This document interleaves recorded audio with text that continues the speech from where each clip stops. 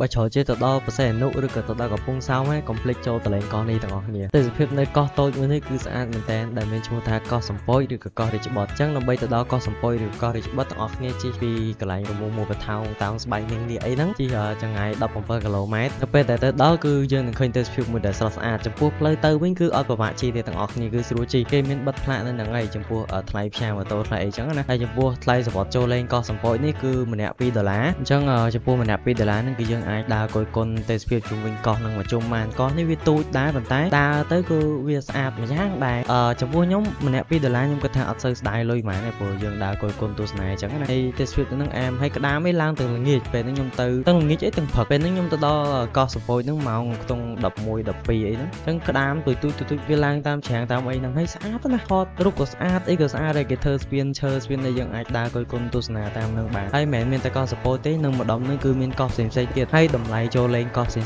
ៗទៀតនឹងក៏ខុសគ្នាដែរអញ្ចឹងហើយតម្លៃដែលធូរជាងគេគឺតម្លៃកោះសំពយហ្នឹងហើយដែលយើងអាចដើរមកជើងទស្សនាបានបើសិនជាទៅកោះផ្សេងៗគឺយើងមានជិះទូកជិះអីចឹងណាបើសិនជាទៅសេអនុហើយកុំភ្លេចទៅលេងកន្លែងនេះខ្ញុំគិតថាអែមមែនតើស្អាតដែរវាមិនស្អាតដែរស្អាតខ្លាំងក្រោយហ្នឹងពេលទៅគយគន់ទេសភាពមកអែមកប់ហើយពេលយើងឡើងទៅដល់ឡាកំពូលនៃកោះហ្នឹងគឺមើលមកគឺស្អាតបងមើលពីលើក៏គេមានរីសតមានអីដែរប៉ុន្តែខ្ញុំមិនបានទៅគេងរីសតហ្នឹងទេដោយសារពេលហ្នឹងខ្ញុំជិះទៅទេពនៅសេអនុហើយក៏ចេញពីសេអនុទៅលេងកោះសំពយហ្នឹងទៅខ្ញុំអត់ដឹងថាអាហារនៅហ្នឹងតម្លៃមិនដែរអត់ដឹងទេដោយសារតែពេលហ្នឹងយើងចូលលេងផ្លែហើយយើងក៏បកត្រឡប់មកផ្ទះវិញអញ្ចឹងណាហ្នឹងគ្រាន់តែយើងអាចដាក់អាហារទៅញ៉ាំបានដូចជាគេគិតថ្លៃអាហារតិចតួចដែរបើសិនជាយើងដាក់ទៅអញ្ចឹងណាដល់ពេញវិញធ្វើអ្នកក្រធម្មតា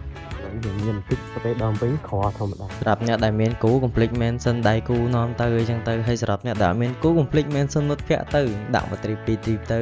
អើយសាក់ថ្មជីវិតនេះស្អាតហ្មងនិយាយទៅឈ្មោះកោះរាជបុត្រគឺសាកសមនឹងឈ្មោះវីដេអូមួយហ្នឹងគឺមានតែប៉ុណ្្នឹងឯងទាំងអស់គ្នាសម្រាប់អ្នកដែលចង់ទៅលេងអីចឹងគេអាចទៅបានផ្លូវមិនពិបាកទេជិះម៉ូតូទៅក៏បានជិះឡានទៅក៏បានខ្ញុំឃើញមានអ្នកជិះម៉ូតូទៅលេងច្រើនដែរហើយយកជួបគ្នានៅវីដេអូក្រោយសង្ឃឹមថាទាំងអស់គ្នាពេញចិត្តវីដេអូនេះហើយបើពេញចិត្តវីដេអូនេះកុំភ្លេចជួយ like ជួយ share អីចឹងណាអូខេមិនក៏បានហើយបើមានចង្អុលអីអាចសួរនៅក្នុង comment បានខ្ញុំនឹងរីករាយនឹងឆ្លើយសំណួរទាំងអស់គ្នាហើយជួបគ្នានៅវីដេអូក្រោយទៀតបាយបាយ